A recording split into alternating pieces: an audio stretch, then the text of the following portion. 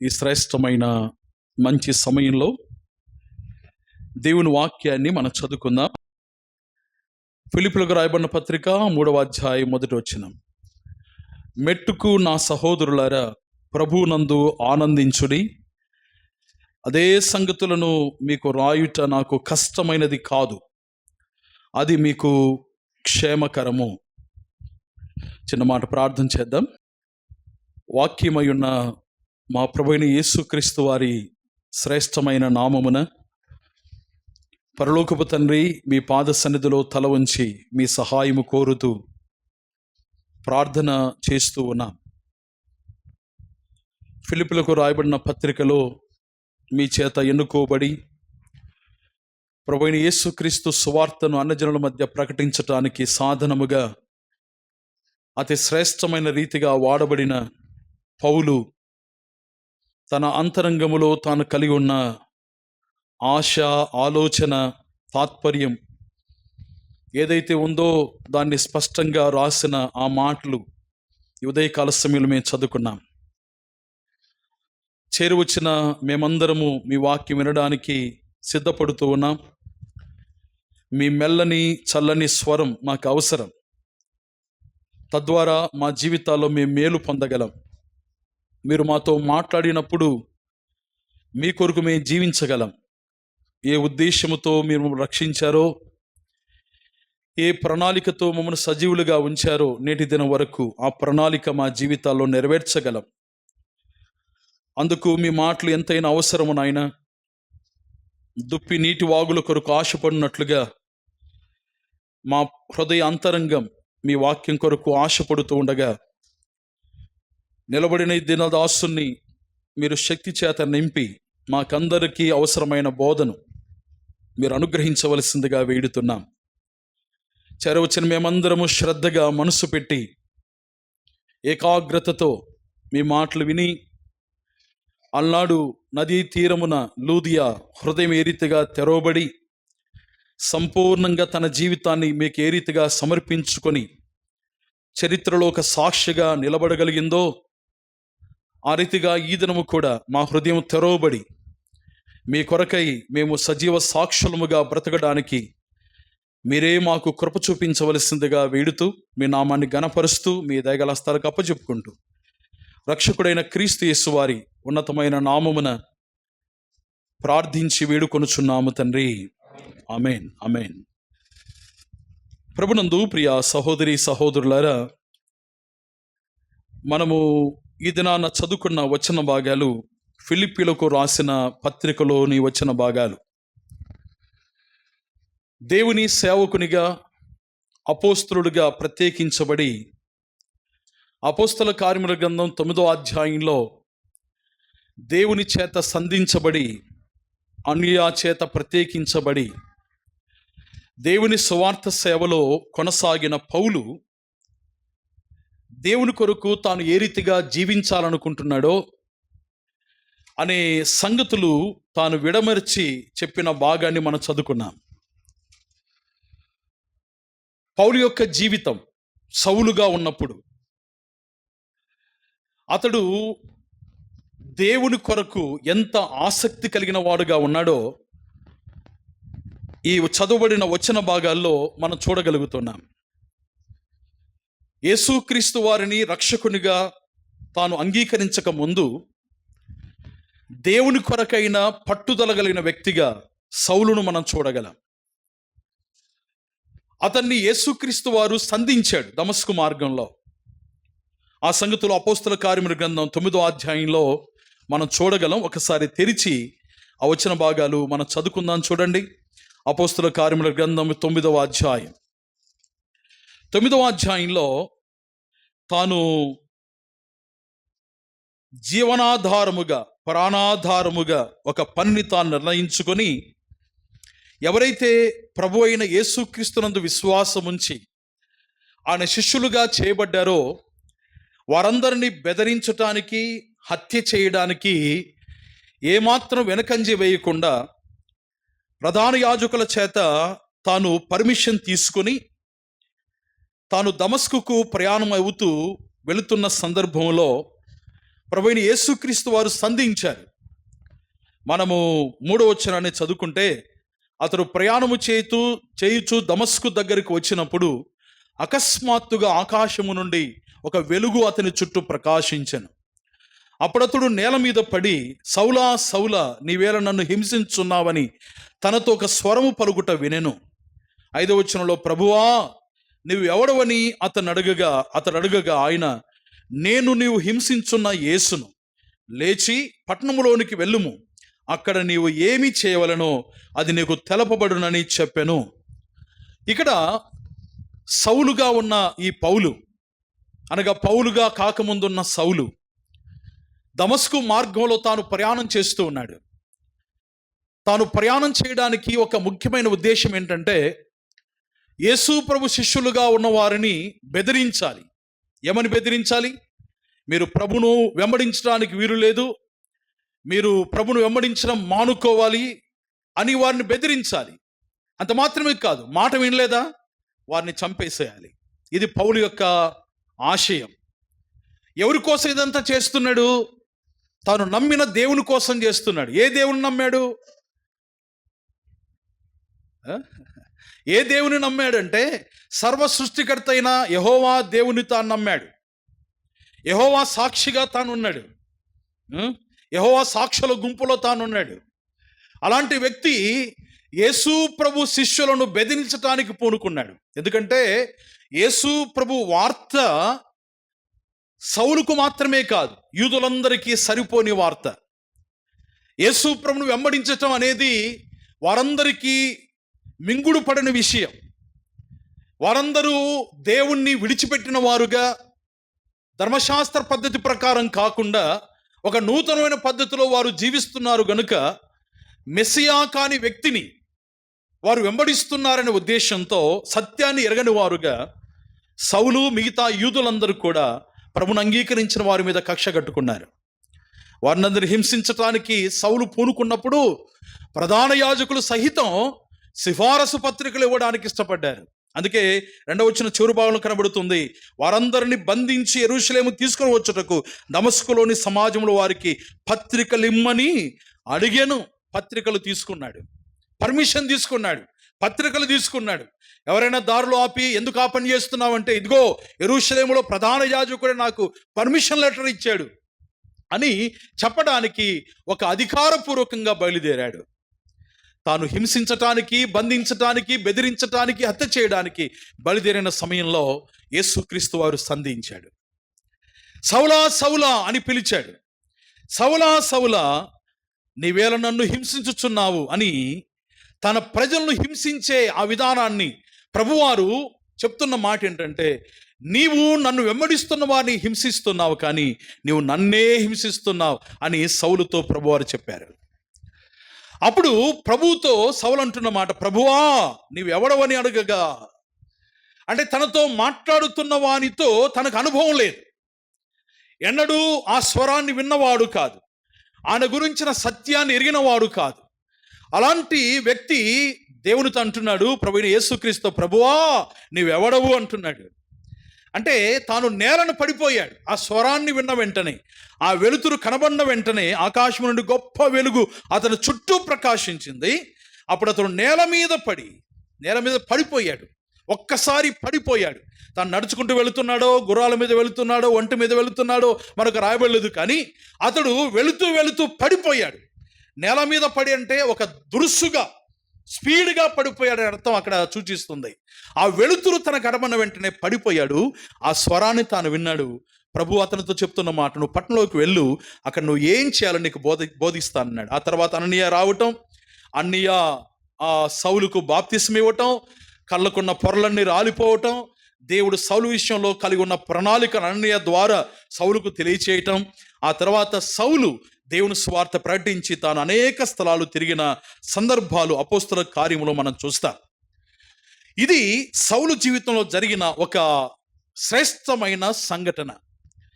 ప్రభుని గురించి తాను ఎరిగిన వాడుగా, యేసుక్రీస్తు వారు నిజమైన దేవుడని, ఆయన రక్షకుడని, పాపుడు విమోచకుడని, ఆయన ద్వారా ప్రజలందరూ మోక్షం పొందగలరని, సత్య మార్గం ఆయన మాత్రమే ఎరిగిన వాడుగా పౌలు సేవా జీవితంలో తాను కొనసాగుతున్నవాడుగా ఉన్నాడు. అనేక స్థలాలు తాను తిరిగి అన్య దేశాల్లో, అన్య ప్రాంతాల్లో, అనగా యూదులు కాని వారి మధ్యకు వెళ్ళి, అంటే మనలాంటి వారి మధ్యకు వెళ్ళి దేవుని సువార్తను ప్రకటించి వారిని దేవుని కొరకు సంపాదించిన వాడు పౌలుగా పిలువబడ్డాడు. ఈ పౌలు దేవుని కొరకై తాను ఎలాంటి తపన, ఎలాంటి ఆశ, ఎలాంటి ఆసక్తి కలిగి ఉన్నాడో అనే సంగతులు ఫిలిప్పీ పత్రికలో మనకు చాలా స్పష్టంగా రాయబడ్డాయి. మనం చదువుకున్న వచన భాగంలో పౌలు తను ఏమని తలస్తూ ఉన్నాడో, ఏమి ఆశిస్తున్నాడో అనే సంగతులు మనం చూడగలం. అంత మాత్రమే కాకుండా 1వ అధ్యాయం 21వ వచనంలో నా మట్టుకైతే బ్రతుకుట క్రీస్తే, చావైతే లాభం అని క్రీస్తు కొరకై తాను తీసుకున్న తీర్మానాన్ని గురించి తాను తెలియచేస్తాడు. ఆ తర్వాత 17వ వచనంలో, 2వ అధ్యాయం 17వ వచనంలో, మరియు మీ విశ్వాస యాగములను దాని సంబంధమైన సేవలోను నేను పానార్పణముగా పోయబడినను నేను ఆనందించి మీతో అందరితో కూడా సంతోషించదును అన్నాడు. ఈ రీతిగా ప్రభు అయిన యేసుక్రీస్తు విషయంలో తాను కలిగి ఉన్న ఆలోచన ఎంతో గంభీరమైన ఆలోచన. ఈ ఆలోచన ఎంతో ఉన్నతమైన ఆలోచన. ప్రభు అయిన యేసుక్రీస్తు గారి గురించి తాను విన్నాడు. ఆ ప్రభు వారిని తన రక్షకునిగా స్వీకరించాడు.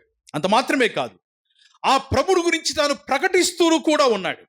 అలాంటి వ్యక్తి అంతరంగంలో ఉన్న కోరిక ఏంటంటే, మనం చదువుకున్న వచ్చిన భాగంలో మనం చూస్తాం చూడండి, నా సహోదరులారా ప్రభునందు ఆనందించుడి, అదే సంగతులను మీకు రాయుట నాకు కష్టమైనది కాదు అన్నాడు. ఏ సంగతులైతే మీకు చెప్పాలనుకున్నాడో ఆ సంగతులన్నీ నేను మాటి మాటికి మీకు చెప్పడానికి ఇష్టపడుతున్నాను. ఎందుకంటే మీరందరూ ఆనందించాలి. దేనియందు ఆనందించాలి? మీకున్న భోగభాగ్యాలను బట్టి కాదు, మీకున్న ఆస్తిపాస్తులను బట్టి కాదు, మీకున్న వస్త్రాలను బట్టి కాదు. మీరందరూ ఆనందించాలి. ఎవరి యందు ఆనందించాలి? ప్రభువునందు ఆనందించాలి. ఈ లోకములో ప్రభువును అంగీకరించిన దేవుని పిల్లలుగా మనము చాలా విషయాల్లో ఆనందిస్తూ ఉంటాం. బంధువులు వచ్చారనుకోండి, ఎంత ఆనందమో. కొంతమంది బంధువులంటే బల ఆనందం, వారిని ఒక వారం కూడా చూడకుండా ఉండలేరు, అంత ఆనందం వారంటే. కొంతమందికి వస్త్రాలంటే ఆనందం, అవి రెగ్యులర్గా కట్టుకోకపోయినా కనీసం దినానికి ఒకసారి బీరువా తెరిచి ఒక్కసారి ఇట్లా అని సంతోషించేవారు కొంతమంది ఉంటారు. కొంతమంది తమ ఇంట్లో ఉన్న వస్తువులు చూసుకొని మురిసిపోతూ ఉంటారు. ఎంత మంచి వస్తువు, దాని మీద 24 గంటలు కూర్చోకపోయినా సోఫా సెట్ చూసి మా ఇంట్లో ఎంత బాగుంది అని ఆనందిస్తూ ఉంటారు. రకరకాల విషయాలను బట్టి ఆనందించే అనుభవాలు మనందరం కలిగి ఉన్నాం. పిల్లలను బట్టి ఆనందిస్తారు, కొంతమంది తల్లిదండ్రులను బట్టి ఆనందిస్తారు, ఉన్న ఉద్యోగాన్ని బట్టి ఆనందిస్తారు. ఆనందించడం తప్పేం కాదు. కానీ ఇక్కడ పౌలు అంటున్న మాట ఏంటంటే, మీరు ప్రభువునందు ఆనందించండి. మీరు ఆనందించాల్సింది ప్రభునందే. ఫిలిప్పీ పత్రిక మనం తెలిసిన వెంటనే మనకు జ్ఞాపకం వచ్చిన వెంటనే 4వ అధ్యాయం 4వ వచనం ఏమని ఉంది అక్కడ? ప్రభునందు ఆనందించుడి, మరలా చెప్పుదును ఆనందించండి అని మాటి మాటికి ఆనందాన్ని గురించి ఆనందిస్తున్న పౌలు చెప్తున్నాడు. నవ్వండి అని చెప్పేవాడు నవ్వుకుంటూ నవ్వండి అంటే నవ్వుతాం, అంతేనా అండి? నేను ఏడ్చుకుంటా నవ్వరి అంటే మీరందరూ నవ్వుతారా? ఓ పాట రాశాడు ఒక భక్తుడు, నవ్వండి నవ్వండి మనసార నవ్వండి అని పాట రాసి. ఇంతకుముందు పాడేవాళ్ళం మనం, ఇప్పుడు పాడలేదు, ఎందుకంటే నవ్వు తగ్గింది కాబట్టి. అంతేనా? నవ్వాలి, ఆనందంగా ఉండాలి, సంతోషంగా ఉండాలి. ఆ నవ్వు గురించి కాదు ఇక్కడ చెప్పేది, ఆ నవ్వు గురించి కాదు, ప్రభువునందు ఆనందించండి. ఇప్పుడు పౌలు ఈ మాట చెప్పగలుగుతున్నాడంటే, ఇప్పుడు ఒక వస్తువును బట్టి మనం ఆనందించాలంటే ఆ వస్తువు గురించి మనకు తెలియాలి. ఇప్పుడు నాకు ఒక సెల్ ఫోన్ ఉంది. ఈ సెల్ ఫోను ఏ కంపెనీలో? Samsung company. ఓకే, ఈ శాంసంగ్ కంపెనీ సెల్ ఫోన్ గురించి నాకు బాగా తెలుసు. అందరికంటే మంచి ఫోన్ అని నాకు తెలిస్తే దీన్ని బట్టి నేను ఏం చేస్తాను? ఆనందిస్తాను కదండి. దీని విలువ నేను తెలుసుకున్నప్పుడు దాన్ని బట్టి నేను సంతోషిస్తాను. ఇప్పుడు పౌలు ఏమంటున్నాడు? మీరు ప్రభువునందు ఆనందించండి అంటున్నాడు. ఆనందించండి అని చెప్తున్న పౌలు యొక్క ఆలోచన, అంతరంగంలో ఉన్న ఆశ ఏంటంటే, ఆ ప్రభువుని గురించి నేను తెలుసుకోవాలి, ఆ ప్రభు యొక్క గొప్పతనాన్ని గురించి నేను తెలుసుకోవాలి, మీరు కూడా తెలుసుకొని ఆనందించండి అని పౌలు వారికి హెచ్చరికగా ఈ మాట తెలియజేస్తా ఉన్నాడు. ప్రోత్సాహకరంగా ఈ మాట తెలియజేస్తూ ఏమంటున్నాడంటే 2వ వచనంలో కుక్కల విషయమై జాగ్రత్త అంటున్నాడు. అరే, ప్రభునందు ఆనందించడానికి కుక్కలు ఏం చేసాయి కదండి? కుక్కల విషయమై జాగ్రత్త అంటున్నాడు. 2వదిగా ఏమంటున్నాడు చూడండి, దుష్టులైన పనివారి విషయమై జాగ్రత్తగా ఉన్నాడు. 3వది, ఈ ఛేదన అంటే సున్నతి. అక్కడ మీరు అర్థం చేసుకోవాల్సిన మాట, ఇశ్రాయేలు సున్నతి ఆచరించారు. అబ్రహాముతో దేవుడు చెప్పాడు, నిబంధనకు గుర్తుగా నువ్వు సున్నతి ఆచరించాలి. నీ ఇంట్లో పురుషులైన వారందరూ సున్నతి తప్పకుండా పురుషుల గోప్యాంగ చర్మం కత్తిరించబడటం. ఓకే, సున్నతి ఇది ఛేదన అనే మాట కొత్త నిబంధన మనం చూస్తాం. ఈ ఛేదన ఆచరించు వారి విషయమై జాగ్రత్తగా ఉండండి. మొదటి వచనం ఏమంటున్నాడు, సహోదరులారా ప్రభునందు ఆనందించండి. 2వ వచనంలో కుక్కల విషయమై జాగ్రత్తగా ఉండండి. ఆ తర్వాత దుష్టులైన పనివారి విషయమై జాగ్రత్తగా ఉండండి. 3వదిగా సున్నతి ఆచరించే వారి విషయంలో జాగ్రత్తగా ఉండండి. ఈ విషయాలు మీరు జాగ్రత్తగా ఉండగలిగినట్లయితే మీరు ప్రభునందు ఆనందిస్తారు. మీరు ప్రభు వైపు చూడకుండా, ప్రభు గురించి ఎరగకుండా, ప్రభును తెలుసుకోకుండా ఈ ముగ్గురు అడ్డుపడతా ఉంటారు. ఎవరు? నంబర్ 1 కుక్కలు, 2వదిగా ఎవరున్నారు? దుష్టులు, 3వదిగా ఎవరున్నారు? ఛేదన ఆచరించేవారు, ఆచారం చేసేవారు. ఓకే, ఇప్పుడు మళ్ళీ చెప్తారా? ముగ్గురు అడ్డుపడతారట ప్రభును తెలుసుకోకుండా. నంబర్ 1 కుక్కలు, 2వదిగా దుష్టులు, 3వదిగా ఆచారం చేసేవారు, ఆచారాలు చేసేవారు. ఎవరిని తెలుసుకోకుండా, ఎవరు ఎందు ఆనందించకుండా, ప్రభునందు ఆనందించకుండా. ఇది క్షేమకరమైన విషయం. అక్కడ రాయబడుతున్న మొదటి వచనం చివరి, ఇది మీకు క్షేమకరము అంటే ఆత్మ సంబంధమైన క్షేమాన్ని మనం పొందకుండా కుక్కలు మనకు అడ్డుపడతాయి. కుక్కలు ఏడుంటారు? కుక్కలు ఏడుంటాయి? బజార్లో ఉంటాయి. ఇంకా కుక్కలు ఏడుంటాయి? ఇంటికాడ కూడా ఉంటాయి. గేట్ కాడ రాసుకోండి, కుక్కలు ఉన్నాయి జాగ్రత్త. అది ఎక్కడ రాయబడింది? ముందు ఇక్కడ రాయబడింది. ఇదే కాపీ కొట్టుకొని రాసుకున్నారు. అదంటే కుక్కలు ఉన్నాయి జాగ్రత్త. అంటే కుక్కలు బజార్లో ఉండేటివి ఇప్పుడు ఎక్కడ ఉన్నాయి? ఇంట్లో ఉన్నాయి. ఇవి బజార్లో ఉండవలసినవి, బజార్లో తిరగవలసినవి యాడికి వచ్చినాయి? ఇవి ఇంట్లోకి వచ్చినాయి. ఇవి లోకంలో ఉండాల్సినవి యాడికి వచ్చినాయి?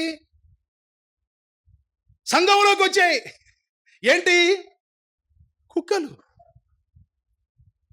ఈ కుక్కల గురించి మనం ఇంకా వివరంగా తెలుసుకోవాలంటే పెద్ద సందేశం అవుతుంది. ఉదాహరణకు వచ్చిన చెప్తాను చూడండి. కుక్కల విషయం ఒక్క మాట మనం చూద్దాం. పేతురుపత్రికలో అబద్ధ బోధకుల గురించి, దేవుడి వాక్యాన్ని అవలంబించకుండా పై భక్తి గల వారు వాళ్ళు జీవించే వారి గురించి మాట రాయబడింది. అయితే ఇక్కడ ఒక మాట మనం గమనిద్దాం చూడండి. ఒక మాట మనం గమనిద్దాం. పేతురు రాసిన 2వ పత్రిక 2వ అధ్యాయం 22వ వచనం. 3 రెండ్లు, 2వ అధ్యాయం 4 రెండ్లు, 2వ పత్రిక 2వ అధ్యాయం 22వ వచనం. గుర్తుంచుకోవడానికి బాగుంది ఇది. పేతురు 2వ పత్రిక 2వ అధ్యాయం 22వ వచనం. కుక్క తన వాంతికి తిరిగినట్టును. చాలా ఆడి వరకు కుక్క తన వాంతికి తిరిగినట్టు చూసారు ఎప్పుడైనా కుక్కను? ఇక్కడ పేతురు కుక్క వాంతికి తిరిగినట్టునంటే మళ్ళా తిన్నట్టును అని ఎవరి గురించి అంటున్నాడు చూడండి. 20వ వచనంలో, వారు ప్రభువును రక్షణ యేసుక్రీస్తు విషయమైన అనుభవ జ్ఞానము చేత ఈ లోక మాలిన్యమును తప్పించుకున్న తర్వాత, అంటే లోకము నుంచి దూరమైన తర్వాత, రక్షించబడిన తర్వాత, ప్రభువుని యేసునందు విశ్వాసం ఉంచిన తర్వాత, నమ్మి బాప్తిసం పొందిన తర్వాత, సంఘంలో చేర్చబడిన తర్వాత, ప్రార్థనకు వస్తున్న తర్వాత, ఏదైతే వదిలిపెట్టారో ప్రభుని ఎరగడానికి ఆ లోక సంబంధమైన, పాప సంబంధమైన, అపవాది సంబంధమైన కార్యములు మరలా చేసేవారు ఎవరు? ఏం పలకరు మీరంతా? మరలా పాప సంబంధమైన కార్యాలు, మరలా లోక సంబంధమైన కార్యాలు, అపవిత్రమైన కార్యాలు జరిగించే వారందరూ కుక్కల విషయమై జాగ్రత్తగా ఉండండి. దేవుని పిల్లలారా, మన ప్రభువును గురించి మనము ఎరగడానికి ఆటంకంగా వచ్చేవి ఏవైతే ఉన్నాయో ఇక్కడ కుక్కలు చెప్పాడు, దుష్టులు చెప్పారు, ఆ తర్వాత ఆచారాలు ఆచరించే వారి గురించి తెలియజేశారు. ఈ ముగ్గురు ఇశ్రాయేలు జాతికి చెందినవారు, యూదా మతానికి చెందినవారు. వీరు మతస్థులు అనవచ్చు, మతానికి సంబంధించిన వారు. మతం ఎలాంటిది? లోకంలో ఒక మాట, మతం మత్తు మందు లాంటిదని కమ్యూనిస్టులు అంటారు. మత్తు మందు లాగనమాట. ఆ మత్తు ఉన్నంతసేపు మత్తులో ఉంటారు. మత్తు దిగిపోయిన తర్వాత ఇది ఏది? మతభక్తి, మత సంబంధమైన ఆచారం. ఏదో ఆచారబద్ధంగా ఆదివారం అంటే మందిరానికి రావాలి. ఇంకా బేస్తవారం కనపడదు, మంగళవారం కనపడదు, శుక్రవారం కనపడదు, ఇంకా ఆ కూడికలు కనపడవు. కేవలం ఆదివారం మాత్రమే గుర్తుంటది. ఇదే భక్తి, మతభక్తి. ఈ మతభక్తి అనేది మత సంబంధమైన లోక సంబంధమైన ఆలోచన ధోరణి అనేది ప్రభునందు ఆనందించకుండా చేస్తుంది, మనల్ని ప్రభువును ఎరగకుండా చేస్తుంది. పౌలు అంటున్నాడు, మీరు ప్రభునందు ఆనందించాలి, మీరు ప్రభులో ఆనందించాలి అంటూ ఇక రాయబడుతున్న మాట చూడండి. మనము నేరుగా వచన భాగం దగ్గరికి వెళదాం. 6వ వచనం, 7వ వచనం చదువుదాం. 7వ వచనం, క్రీస్తు నిమిత్తము అని రాశాడు. 7వ వచనం మధ్య భాగంలో క్రీస్తు నిమిత్తం. మీరు అండర్లైన్ చేసుకోవచ్చు ఆ మాటలు, చాలా ప్రాముఖ్యమైన మాటలు, మీ బైబిల్లో గుర్తుపెట్టుకోండి. క్రీస్తు నిమిత్తం 7వ వచనంలో. 8వ వచనంలో, నా ప్రభు అయిన యేసు క్రీస్తును గూర్చిన అతి శ్రేష్టమైన జ్ఞానము నిమిత్తమై. ఓకే, ఆ తర్వాత 9వ వచనం చివరి భాగంలో, విశ్వాసమును బట్టి దేవుడు అనుగ్రహించు నీతి గలవాడనై ఆయన యందు అగుపడు నిమిత్తం. ఏమేమి వచ్చాయి? ఎన్ని నిమిత్తాలు వచ్చాయి? 3 నిమిత్తాలు వచ్చాయి ఇక్కడ. క్రీస్తు నిమిత్తము, ప్రభు అయిన యేసు క్రీస్తును గూర్చిన అతి శ్రేష్టమైన జ్ఞానం నిమిత్తము, మూడవదిగా ఆయన యందు అగుపడు నిమిత్తం. 11వ వచనం, ఆయన మరణ విషయంలో సమానభావం గలవాడనై ఆయనను ఆయన పునరుత్థాన బలమును ఎరుగు నిమిత్తం. ఎన్ని నిమిత్తాలు వచ్చాయండి? 4 నిమిత్తాలు వచ్చాయి. అంటే కారణం, ఫలాని కారణం చేత ఫలాని విషయం కోసం అన్నట్టుగా పౌలు చెప్తా ఉన్నాడు. ఈ 4 సంగతుల్లో, 4 నిమిత్తాల్లో ఎవరు కనబడుతున్నారు? ప్రభువు కనబడతా ఉన్నాడు. అక్కడ 3 పదాలు ప్రభు గురించి రాయబడతా ఉన్నాయి. నంబర్ 1 క్రీస్తు, రెండవదిగా ప్రభువు, మూడవదిగా యేసు క్రీస్తు. అంటే యేసు క్రీస్తు, ప్రభు అయిన యేసు క్రీస్తు గురించిన సంగతులు పౌలు ఎరగడానికి తాను తాపత్రయపడుతున్నాడు. తాను ఆశను వ్యక్తం చేస్తా ఉన్నాడు, తన కోరికను వ్యక్తం చేస్తా. ఎవరిని ఎరగడానికి? ప్రభు అయిన యేసు క్రీస్తును. అర్థమైంది సంగతి? ప్రభు అయిన యేసు క్రీస్తును. క్రీస్తు అని మొదట అన్నాడు, ఆ తర్వాత ప్రభు అన్నాడు, మూడవదిగా యేసు క్రీస్తు అంటున్నాడు. అంటే సంపూర్ణంగా ఈ 3 పదాల్లో ఉన్న మాట ఏంటంటే, మన ప్రభు అయిన యేసు క్రీస్తు యొక్క సంపూర్ణతను పౌలు తెలుసుకోవడానికి తాను ప్రయాసపడతా ఉన్నాడు. ఎందుకు ఆ ప్రభు గురించి తెలుసుకోవాలి అంటే, చూడండి 9వ వచనంలో 2వ భాగంలో మనం చదువుకున్నాం. విశ్వాసమును బట్టి దేవుడు అనుగ్రహించు నీతి గలవాడనై ఆయన యందు అగుపడు నిమిత్తం. ఎవరి యందు చెప్పాలందరూ? ఎవరి యందు? ఆయన అంటే ఎవరు ఇక్కడ? ప్రభు అయిన యేసు క్రీస్తు యందు అగుపడు నిమిత్తం.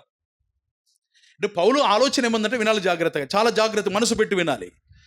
నేను ఈ లోకంలో జీవిస్తున్నాను, నేను ప్రభువులో కనబడాలి, ప్రభు వలే కనబడాలి. నన్ను చూచిన వారు ప్రభువును చూచినట్లుగా ఉండాలి నా జీవితం. ఇప్పుడు అద్దం ముందు నిలబడ్డాను నేను. ఎవరు కనపడతారు అద్దంలో? నేను నిలబడితే నేనే అద్దంలో కనపడతాను. ఇప్పుడు అద్దంలో కనపడేది ఎవరు? నిలబడిన నేనే. అంతేనండి. ఇప్పుడు పౌలు ఏమంటున్నాడు?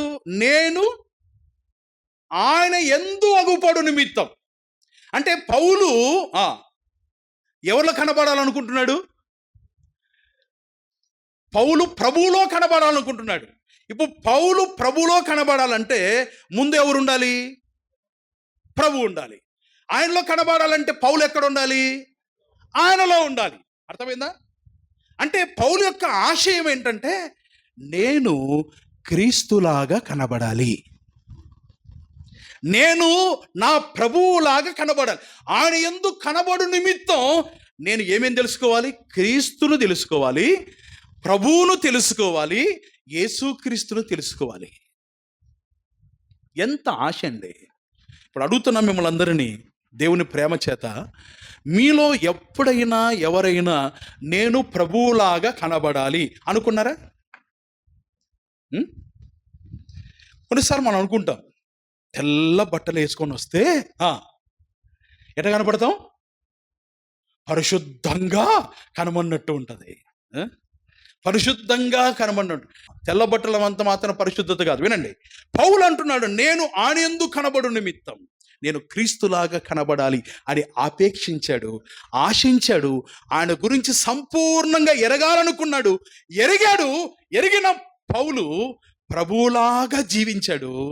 ఏమన్నాడు? నేను క్రీస్తును పోలి నడుచుకున్న ప్రకారం మీరు నన్ను పోలి నడుచుకోండి అన్నాడు. అన్నారు లేదండి పౌలు? నేను క్రీస్తును పోలి నడుచుకున్నాను. ఆయన గురించి ఎరిగిన వాడుగా, ఆయన గురించి తెలుసుకున్నవాడుగా, ఆయన గురించిన జ్ఞానాన్ని పొందినవాడుగా నేను క్రీస్తును తెలుసుకున్నాను. నేను క్రీస్తును పోలి నడుచుకున్న ప్రకారం మీరు నన్ను పోలి నడుచుకోండి అన్నాడు. ఆయన నామాన్ని ఎరిగిన వాడు గనుక పౌలు 91వ కీర్తన రాయబడింది, ఎవరైతే నా నామాన్ని ఎరుగుతారో వారు నేను ఏమన్నాడు? 91వ కీర్తన 10వ తెరవండి, 14 వచ్చిన 91:14 ఏం రాయబడిందో చూడండి అక్కడ. ఒకసారి చదవండి గట్టిగా, గంభీరంగా తీసిన వారు.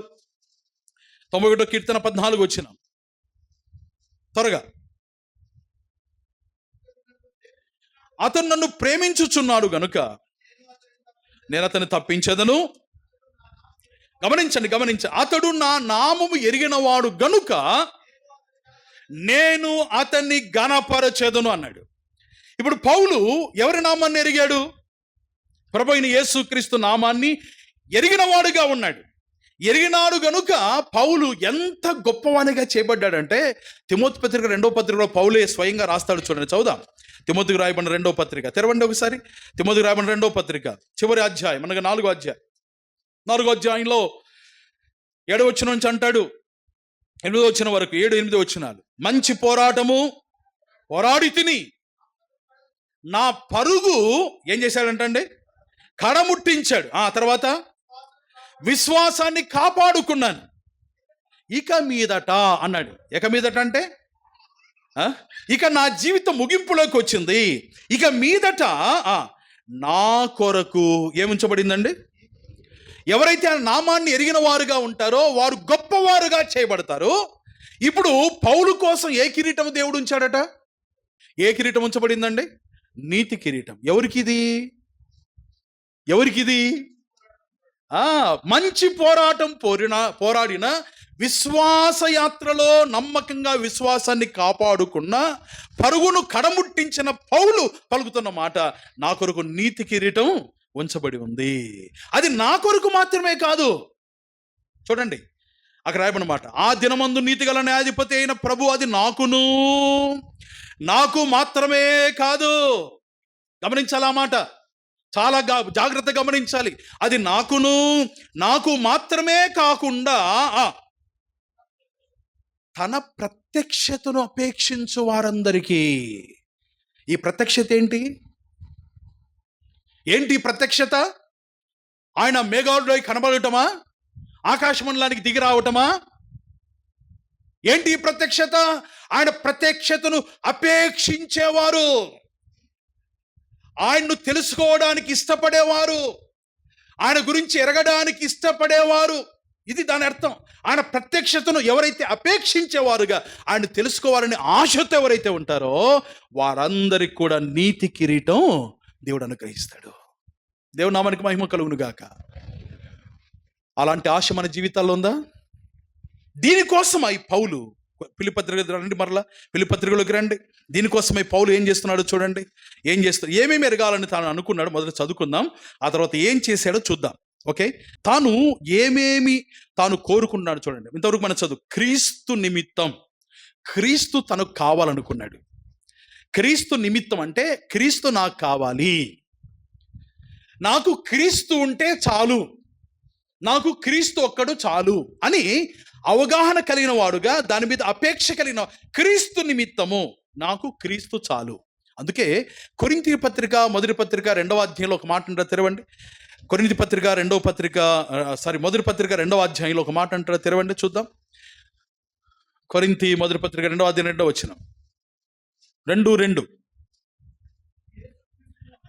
నేను యేసుక్రీస్తును అనగా సిలువ వేయబడిన యేసుక్రీస్తును తప్ప మరి దేనిని మీ మధ్య ఎరగకుందునని నిశ్చయించుకొంటిని. క్రీస్తును తప్ప ఏదిని ఎరగకుండా ఉండాలి. నాకు క్రీస్తు చాలు. మనం చాలాసార్లు పాట పాడతాం. ఇంతవరకు పాట పాడాం. ఏమని పాట పాడాము? పరమాజీవం నాకు నీవా, తిరిగి లేచెను నాతో నుండా అని పాడుతూ ఆ అనుపల్లవిలో ఒక మాట ఉంది, యేసు చాలును, యేసు చాలును. ఈ మాట పలికిన మొట్టమొదటి సందర్భం, వ్యక్తి ఎవరండి? నా కృప నీకు చాలును అన్నాడు దేవుడు. దేవుడు పలికిన మాట అది. చాలును అనే మాట దేవుడు పలికిన మాట. అది పౌలు సందర్భంలో రాయబడిన మాట. యేసు చాలును, నేను చాలయ్యా నీకు అన్నాడు ప్రభువారు. ఒక ముళ్ళుంది పౌలు జీవితంలో కదండి. ప్రత్యక్షతను తాను పొందినవాడుగా ఉన్నాడు. మూడవ ఆకాశానికి వెళ్ళిన అనుభవాన్ని కలిగిన వాడుగా ఉన్నాడు. తాను హెచ్చింపబడుకున్న నిమిత్తం దేవుడు ఏం చేశాడు? ఒక ముళ్ళు పెట్టాడు కదండి, ఒక ముళ్ళు పెట్టాడు. ఆ ముళ్ళును తీసివేయమని ముమ్మారు దేవునికి ప్రార్థన చేశాడు. ఎవరు? పౌలు 3 సార్లే కదా. ముమ్మారు దేవుని వేడుకున్నాడు, ఈ ముళ్ళు తీసేయి ప్రభువా అని. కానీ దేవుడు ఏమన్నాడు? నా కృప నీకు చాలు అన్నాడు. యేసు చాలు, అంతే. ఆయన కృప చాలు. క్రీస్తు ఉంటే చాలు. నేను చాలాసార్లు ఉదాహరణ చెప్తాను. ఈసారి మరోసారి జ్ఞాపకం చేస్తున్నాను. ఒక రాజు చాటింపేశాడట. రాజ్యములో ఒక దినాన, పలాని దినాన రత్నాలు, బంగారు, వెండి కుప్పలుగా పోయిపోతున్నాం. దేశంలో చాలా మంది ఉన్నారు కదా, మీరందరూ వచ్చి మీకు ఇష్టమైనంత కొలుసుకొని పోవచ్చు, మీ ఇష్టమైనంత తీసుకుపోవచ్చు అని రాజు చాటింపేశాడట. గుర్తుందా ఉదాహరణ? ఓకే, గుర్తున్నా మళ్ళీ వినండి. చాటింపేశాడట. ఆ దినం రానే వచ్చింది. ప్రజలందరూ ఇంకా గేటు దగ్గర గుమిగూడారు. సంచులు తెచ్చుకున్న వాళ్ళు, గోనపట్టలు తెచ్చుకున్న వాళ్ళు, బకెట్లు తెచ్చుకున్న వాళ్ళు, బిందెలు తెచ్చుకున్న వాళ్ళు కదా, రకరకాల గంపలు తెచ్చుకున్న అందరిలో పడ్డారు. సమయం అయింది, ప్రకటించిన సమయం. గేటు తీశారు. తండోపతండాలుగా ప్రజలు, రాజ్యంలో ఉన్న ప్రజలందరూ ఎక్కడి నుంచో వచ్చారు. ఆ గంపలు ముంచిపోయాడు గంప, సంచి ముంచుకోడు సంచి కదండి, బిందెలు ముంచిపోయాడు బిందె. ఏ దొరికితే అది ముంచుకొని పోతున్నారు. సంతోషంగా కేరింతలు కొడుతూ పోతా ఉన్నారు, ముంచుకొని పోతున్నారు. అంతా పోతుంటే ఒక్కడు మాత్రం గేటు కాడ ఆనుకొని నిలబడుకొని ఉన్నాడు. రాజు సింహాసనం మీద కూర్చొని భటుని పిలిచి, సైనికుని పిలిచి, ఎవర్రా ఒకడు అట్టనే పడుకొని ఉన్నాడు, పోయి కొంచెం ఎంక్వైరీ చేసుకొని రండి, వాడు ఏమి తెచ్చుకున్నట్లేదు, కనీసం మీరైనా సంచో గంపను ఇచ్చిరండి అన్నట్టుగా రాజు ఆ వ్యక్తి దగ్గరికి భటులను పంపించాడు. భటులు ఆ వ్యక్తి దగ్గరికి వెళ్ళి పలకరిస్తారు. ఎవరే నువ్వు ఇట్లా పడుకున్నావు అంటే, వీరికి ఏం పలకడంలా. వీళ్ళకి చూస్తున్నాడు, చూసి పరిగెత్తున్నాడు ఒకటేసారి. ఎక్కడికి పరిగెత్తున్నాడంటే, ఆ రాసులు వేయబడ్డాయి కదా, ఆడి వరకు పోతుంటే ఇప్పుడు వీడికి బుద్ధి వచ్చింది, ఇంతవరకు ఆడ మైకంలో ఉన్నట్టున్నాడు అని వీడు పరిగెత్తున్నాలని నెమ్మదిగా పోతున్నారు. వెనకంట పోతుంటే వీడు ఆ కుప్పలు దాటి రాజు కూర్చున్న మెట్లు ఎక్కి రాజు సింహాసనం దగ్గర పోయి రాజును దబగ్గిని ఎత్తుకొని భుజాన్ని వేసుకొని ఉరుకుతున్నాడు. ఇంకా రాజు అంటున్నాడు, రే ఏంది రాడ బంగారు పెట్టుకొని నన్ను ఎత్తుకుపోతున్నావు, వెండి పెట్టుకొని నన్ను ఎత్తుకుపోతున్నాడు. రాజా, ఆ బంగారు వెండి అదంతా ఎవరిది? నీదే కదా. నువ్వు నా కాడ ఉంటే అంతా నాదే కదా, అంటే నువ్వు నాకుంటే చాలు, నీవుంటే నాకు చాలు యేసయ్యా, నీ వెంటే నేను. పాడండి. నీవుంటే నాకు చాలు యేసయ్యా, నీ వెంటే నేను ఉంటా యేసయ్యా, నీ మాట చాలయ్యా, నీ తోడు చాలయ్యా, నీ నీడ చాలయ్యా, నీ మాట చాలయ్యా, చల్లని చూపు చాలయ్యా, నీ తోడు చాలయ్యా, నీ నీడ చాలయ్యా, నీ ఉంటే నాకు చాలు యేసయ్యా, నీ వెంటే నేను. ఎంత మధురమైన పాట అండి ఇది. ఆయన ఉంటే మనకు చాలు అని పాటలు పాడుతున్నాం. కానీ నిజంగా అలాంటి జీవితాన్ని కలిగిన వారుగా ఉన్నామా? యేసయ్య ఉంటే నాకు చాలు, యేసయ్య ఉంటే నాకు చాలు. పౌలు అంటున్నాడు, నాకు క్రీస్తు ఉంటే చాలు. క్రీస్తు నేను కలిగిన వ్యక్తిగా, ఆ క్రీస్తు నిమిత్తం అనే మాటలను అర్థం ఏంటంటే క్రీస్తు నాకు చాలు. రెండవదిగా అంటున్నాడు చూడండి, రెండవదిగా ఆ మాట మనం గమనిద్దాం. రెండో మాట ఏంటంటే, నా ప్రభు అయిన యేసు క్రీస్తును గురించిన అతి శ్రేష్టమైన జ్ఞానము నిమిత్తమై. క్రీస్తును గురించిన జ్ఞానం నాకు కావాలి, క్రీస్తు నాకు కావాలి, క్రీస్తును గురించిన జ్ఞానము నాకు కావాలి. మూడవదిగా చూద్దాం చూడండి, మూడవదిగా 10-11 వచనాలు రాయబడిన మాట, 10-11 వచనాలు రాయబడిన మాట, ఆయనను ఆయన పునరుత్థాన బలమును ఎరుగు నిమిత్తం. నేను ఏమి ఎరగాలి? క్రీస్తుని ఎరగాలి.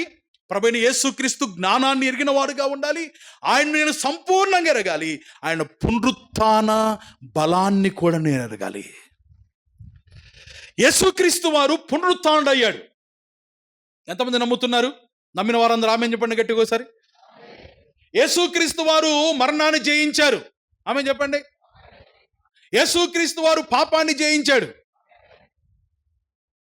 యేసుక్రీస్తు వారు టీవీని జయించాడు. ఆమేన్ కదండి. యేసుక్రీస్తు వారు పాపాన్ని జయించాడంటే పాపములు ఏమేమైతే ఉన్నాయో అన్నిటినీ జయించాడు. సహోదరులు చెప్పండి ఒకసారి, యేసు ప్రభు సీరియల్ జయించాడు. మీరు ఆమెను కొంచెం చెప్తారు, నాకు తెలుసు. కొంతమందికి బాగా పిచ్చి ఉంది అది కదండి. యేసుక్రీస్తు వారు మరణాన్ని జయించి తిరిగి లేచాడు. మరణపు ముళ్ళును తానేం చేశాడండి? విరిచాడు. విరిచిన తర్వాత పుల్లనే. ఇప్పుడు ఆ మరణం అనే ముళ్ళు లేదు. పాపాని వలన వచ్చే ఆ జీతమైన మరణానికి అధికారం లేదు. ఆయన పాపాన్ని జయించిన వాడుగా ఉన్నాడు. ఆ పునరుత్థాన బలాన్ని నేను ఎరగాలి. అంటే పౌలు యొక్క ఉద్దేశం ఏంటంటే పాపాన్ని జయించే శక్తి నేను పొందాలి. దేవుని కొరకు నేను పరిశుద్ధమైన జీవితాన్ని జీవించాలి. పాపము జోలికి వెళ్లకుండా నేను పరిశుద్ధపరచబడాలి. క్రీస్తు సారూప్యము నాలో ఏర్పడాలి. నేను క్రీస్తును పోలి ఉండాలి. ఎంత మంచి ఆశయం కలిగిన పౌలు సాధించాడా లేదా అండి? సాధించాడా లేదా? సాధించాడు. 100% సాధించాడు. అందుకే కింది వచనాలు అంటాడు, మనలో సంపూర్ణమైన వారం అందరం అంటాడు. అంటే ఆ సంపూర్ణతను తాను ఈ భూమి మీద జీవించేటప్పుడే పొందగలిగాడు. నేడు చాలాసార్లు మనం బోధలు వింటూ ఉన్నాం, సంపూర్ణత మనకు భూమి మీద రాదన్నా, పరలోకం పోయినాక సంపూర్ణత వస్తుంది. ఇప్పుడు సంపూర్ణంగా ఉన్నాడు లేదండి పౌలు? క్రీస్తును పోలి నడుచుకున్నాడా లేదా? క్రీస్తు వలె తాను జీవించాడా లేదా? క్రీస్తు లాంటి పరిశుద్ధతను తాను కలిగి ఉన్నాడా లేదా?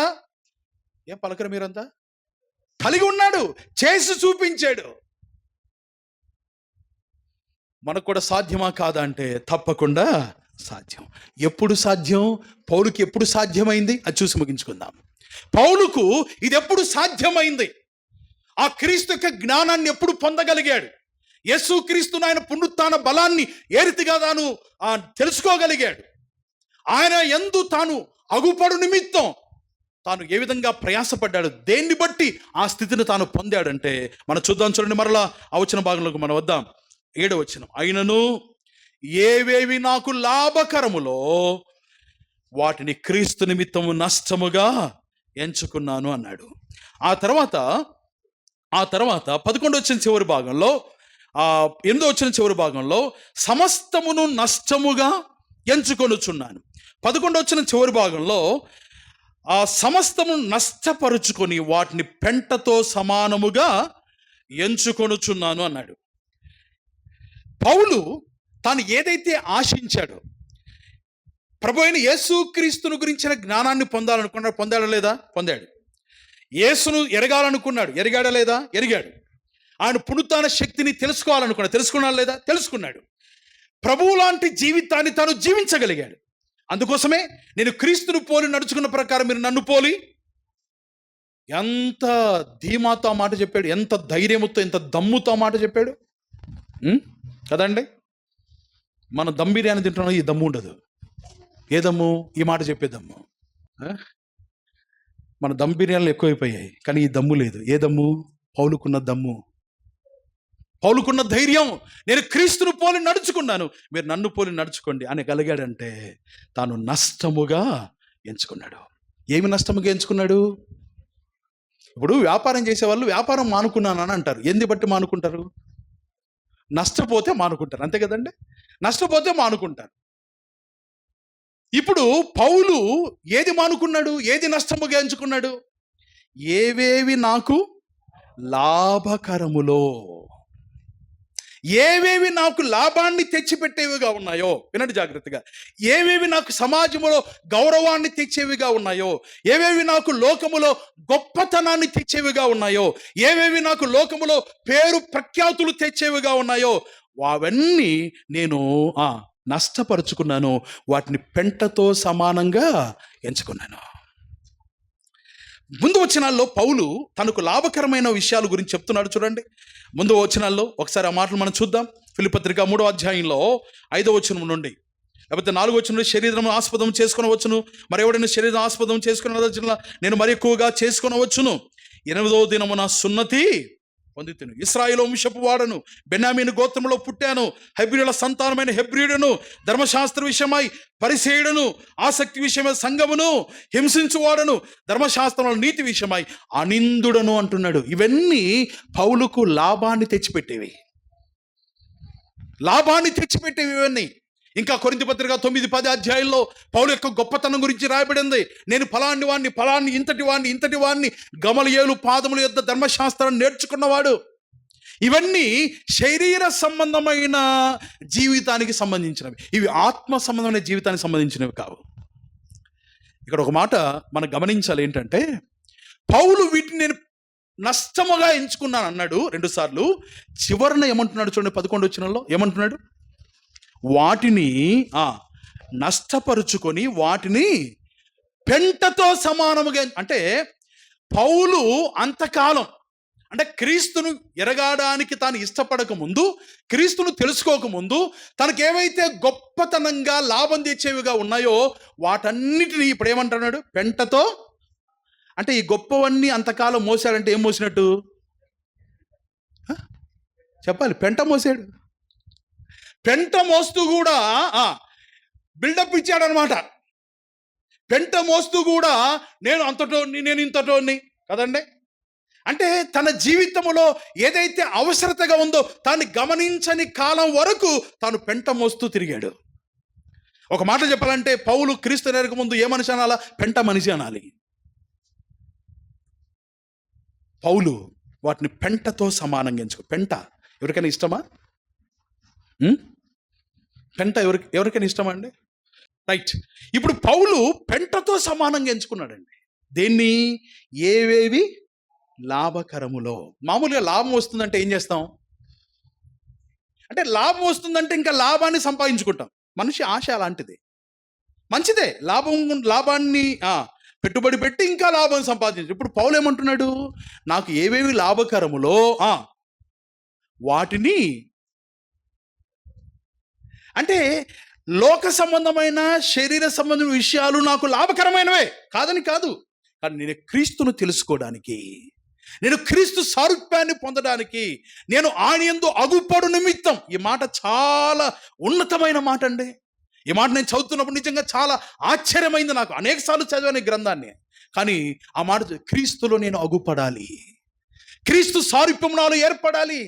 దానికోసం ఏదైతే క్రీస్తును తెలుసుకోకుండా, ఆయన్ను సేవించకుండా, ఆయన జ్ఞానాన్ని పొందకుండా, ఆయన సన్నిధిని ప్రేమించకుండా, ఆయన సన్నిధికి రాకుండా ఏదైతే నాకు లాభకరంగా అనిపించింది ఇంతకుముందు, వాటంటే నేను పెంటతో సమానంగా ఎంచుకున్నాను.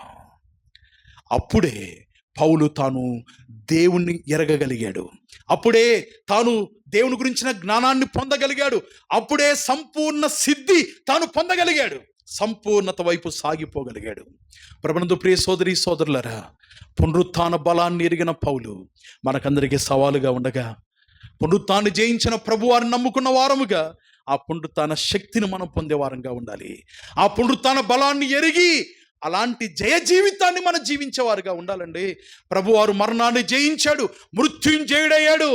ఆయన మరణపు ముళ్ళు విరిచివేసిన వాడుగా ఉన్నాడు. ఈ లోకయాత్రలో మనం కూడా జయ జీవితాన్ని గడుపుదాం. ఎవరైతే జయ జీవితాన్ని గడుపుతారో వారందరికీ ఎన్ని వాగ్దానాలు ఉన్నాయి? ప్రకటన గ్రంథం 2-3 అధ్యాయాలు రాయబడి 7 వాగ్దానాలు ఉన్నాయి. ఎవరైతే జయిస్తారో వారికి ఫలాన్ని ఇవ్వబడుతుంది, ఎవరైతే జయిస్తారో వారికి ఫలాన్ని ఇవ్వబడుతుందని ప్రకటన గ్రంథం 2-3 అధ్యాయాలు మనం చూస్తామండి. జయ జీవితాన్ని మనం జీవించాలి. ఈ లోకయాత్రలో ఓడిపోయే వారంగా ఉండకూడదు. దేవుని నామాన్ని అవమానం తెచ్చేవారుగా ఉండకూడదు. దేవుని నామానికి మనం అపకీర్తి తెచ్చేవారుగా ఉండకూడదు. మనము ఏవేవి లాభకరములుగా ఉన్నాయో వాటిని మనము నష్టపరుచుకోవాలి. దేనికోసం? ఒకడు సర్వలోకాన్ని సంపాదించుకొని తన ప్రాణాన్ని పోగొట్టుకుంటే వానికి ఏం లాభం? ఏమైనా లాభమా? లోకమంతా సంపాదించుకున్నాడు కానీ ప్రాణం పోయింది. ప్రాణం పోయింది, ఏ లాభం అండి?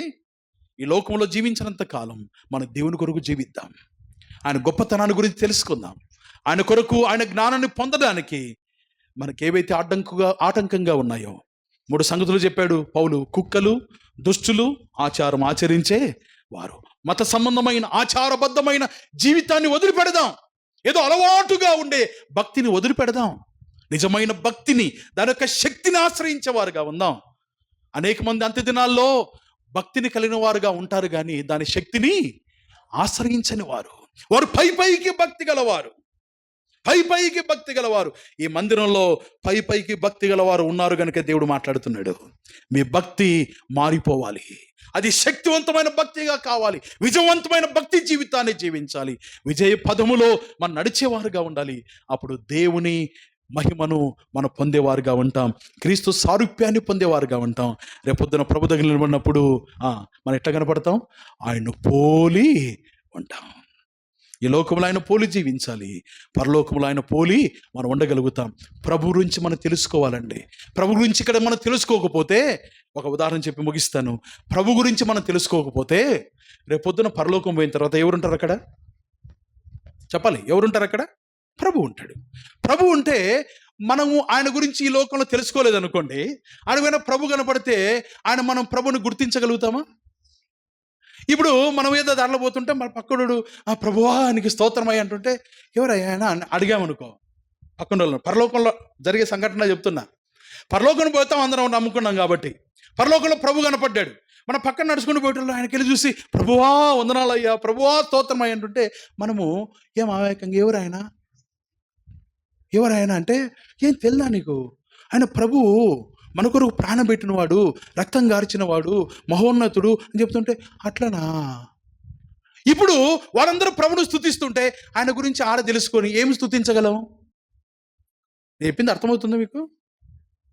ఆయన గురించి ఇక్కడ మనం బాగా ఎరుగుతే పరలోకం వెళ్ళే వెంటనే ఆ ప్రభుని ఎంత ఘనపరచగలమో, ఎంత ఆరాధించగలమో, ఎంత కొనియాడగలమో. కాబట్టి ఈ లోకయాత్రలో పౌలు వలె మనకు లాభకరమైంది నష్టపరుచుకుందాం. క్రీస్తుని గురించి తెలుసుకుందాం. ఆయన పునరుత్థాన శక్తిని మనం ఎరిగిన వారంగా ఉండాలి. పునరుత్థాన బలాన్ని మనం ఎరిగిన వారుగా ఉండాలి. ఆయన బలము మనకు కూడా అనుగ్రహిస్తాడు. అందుకే తిమోతి పత్రిక 2వ అధ్యాయంలో క్రీస్తు యేసునందున కృప చేత మీరేం కావాలన్నాడు? బలవంతులకి బలం తెచ్చుకుందాం. బలహీనులుగా వద్దు. పాపంలో ఉన్నప్పుడు బలహీనులమే, దేవుడు రక్షించాడు.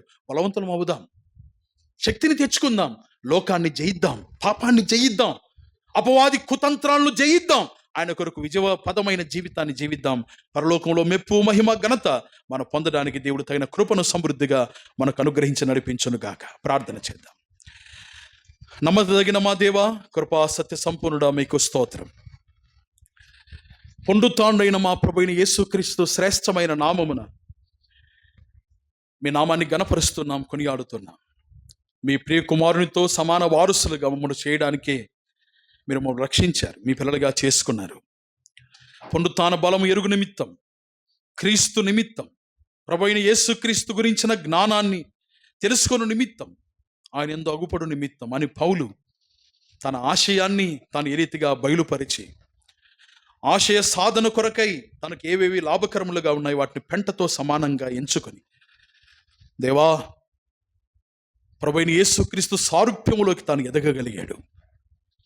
అందుకే నా పోరాటాన్ని నేను ముగించాను, విశ్వాసాన్ని కాపాడుకున్నాను, మంచి పోరాటం పోరాడాను, నా కొరకు నీతి కిరీటం ఉంచబడి ఉన్నది అని తాను బహిరంగంగా సాక్ష్యం చెప్పగలిగాడు. ఎంత ఆధిక్యతతో కూడుకున్న జీవితం! అలాంటి భక్తులు మాదిరికరంగా మీరు మాకు జీవితాల్లో ఉంచి ఉంటుండగా మేము కూడా ఆధిక్యతను పొందడానికి, ఆ అంతస్తుకు మేము చేరడానికి కావలసిన సామర్థ్యాన్ని, కృపను, తెగింపుగల జీవితాన్ని మీరు మాకు అనుగ్రహించవలసిందిగా వేడుతూ, కొంత ఆలస్యమైన మీ మాటలో శ్రద్ధగా ఆలకించిన బిడ్డలందరిని బట్టి కూడా మిమ్మల్ని స్తుతిస్తూ, విన్న మాటల ప్రకారం జీవిస్తూ క్రీస్తు సారూప్యాన్ని కలిగిన వారం ఈ లోకంలో మీ కొరకు నమ్మకమైన సాక్షులుగా, అనేకులు మీ కొరకు సంపాదించే బిడ్డలుగా ఉండడానికి మీరే సహాయించవలసిందిగా వేడుతూ, చేరొచ్చిన ప్రతి బిడ్డను బట్టి మీకు స్తోత్రాలు చెల్లిస్తూ, ప్రాణప్రియుడు రక్షకుడి మోచకుడైన యేసునాథుని శ్రేష్టమైన నామమున స్తోత్రము చెల్లించి వేడుకొనుచున్నాము తండ్రి. ఆమేన్.